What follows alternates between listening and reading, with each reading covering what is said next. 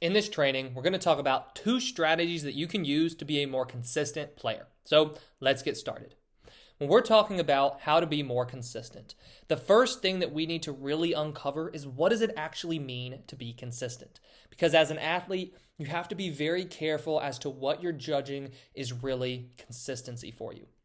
When you're wanting to be consistent, this means that you have the ability to produce similar results over a long stretch, such as a season or a whole career. The reason consistent performers are highly desired is the predictability in their output. Think about that. The reason that it is important for you to be consistent is because of the predictability in your output. This means that a coach can predict how you're going to perform over the course of a game and over the course of a season. However, this is where you have to be careful. That kind of production is not at all what you actually need to be focusing on as an athlete when it comes to consistency. And that is something we're going to get into in a second. But first, let's begin by looking at the coach's view of consistency. Now, a coach's view of consistency is going to be really geared towards the end result. A coach's view of consistency is really going to be geared towards the end result. It is their job to look and determine, is this athlete consistent? So are you consistent over the course of half the season or of the course of the previous season or of this season?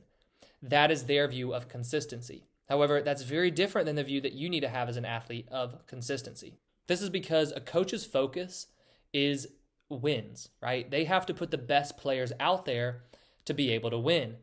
So they have to be focused on the outcome. But you as an athlete, you need to be thinking about, how can I get that outcome? How do I put myself in the best position to play well on a consistent basis? Consistency as an athlete starts before the outcome. The consistency that a coach sees is truly a byproduct of your consistency that we're going to talk about right now. So, an athlete's view of consistency. As an athlete, consistency for you entails showing up every day in a consistent way. Showing up and working as hard as you can every day. Making sure that you're following through on your routines. Making sure you're doing a pregame routine. Making sure that you're showing up every single game in the right mindset that you've determined is the best mindset for you to perform optimally. It's not focused on what the outcome is. It's focused on, how can I put myself in the best position consistently? How can I prepare consistently to be able to perform my best? And then those consistent outcomes are going to happen as a result. So knowing that and realizing and making this distinction between what the 2 different views of consistency are. What really keeps you from being consistent? Because that's an interesting question. What is it right now that may be keeping you from being as consistent as you want to be? Well, there are 3 things that really can kind of keep you and create some lack of consistency. Number 1 is going to be no set routine. Now, no set routine may be you don't have a routine for your training. So let's say that it's the off season. You don't have a set routine of training your weaknesses and building upon your strengths. But another way that this no set routine comes into play is that maybe you don't have a pregame routine. So you're going into games hoping and wondering, hey, today am I going to feel confident? Oh man, I hope today I don't feel negative. I hope I don't start speaking down to myself. I hope I don't feel really anxious. That happens as a result of not having a clearly defined pregame routine. Then when we get down even more specific, I can use baseball as an example. As a baseball player, as a hitter, you need to have a routine you use every single time you go up to the plate. The reason being, this makes you feel comfortable. And the more comfortable you are, the more familiar you are with the activity, the more consistent you're going to be. So if you don't have routines in place from your training, from your pregame routine, from your mental training, and then from routines within the game itself, then that can create a lack of consistency. Number 2 is a lack of trust. If you have a lack of trust in yourself, you're not going to be consistent. This lack of trust can also be called no confidence. When you don't have self-confidence, you're not going to be as consistent as you could be. The reason for this is because when you doubt yourself, you're going to be second guessing your decisions. Some days you're going to go into games feeling more confident. Some days you're going to go into games feeling more anxious because you're doubting yourself. And that is a recipe for disaster when you're wanting to be consistent. Why? Because consistency for you as an athlete means showing up each game in a consistent mindset. And you can't show up each game in a consistent mindset if you're doubting yourself one day and feeling confident the next day. So lack of trust is really going to play into you being inconsistent as a player. Then number 3 is outcome-oriented thinking. Outcome-oriented thinking is really what you can sum up the coach's view of consistency by. It's not wrong at all for a coach to have this view because, like I said earlier, they need that view. But outcome-oriented thinking for you as an athlete can lead to inconsistency.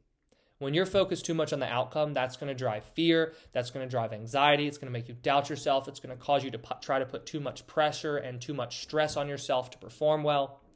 Instead, what you have to do is let go of that outcome and turn your attention onto the process and turn your attention onto the mindset that you need, what you need to be thinking about, how you play your best, how you feel when you play your best.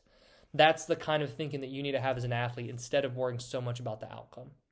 So these 3 are the main reasons why you lack consistency. Now let's get into the 2 main strategies that you can use to be more consistent. They're going to be to develop daily habits and then set process goals for games. So strategy number 1 is to develop daily habits. Consistency is built through habits. What I said earlier about your view of consistency as an athlete is about being able to show up each day to practice and work as hard as you can. Being able to show up to each game in the same kind of mindset. Those stem from developing good habits. If you want to train consistently and make sure that you're consistently putting in the right amount of effort, that's all about habits. You have to put in the habit of working hard every day. So if you're wanting to perform in a repeatable way, right, a repeatable fashion, you have to rely on daily routines to get you there.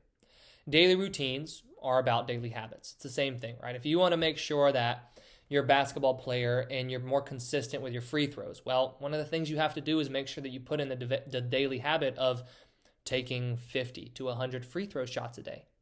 If you are a swimmer and you want to get more consistent with your time, well, you have to put more time in and put the habit in of training every single day. It all comes down to developing habits that are going to make sure you are training consistently, make sure that you are doing what you need to do consistently to be able to perform and get the outcomes that you want on a regular basis.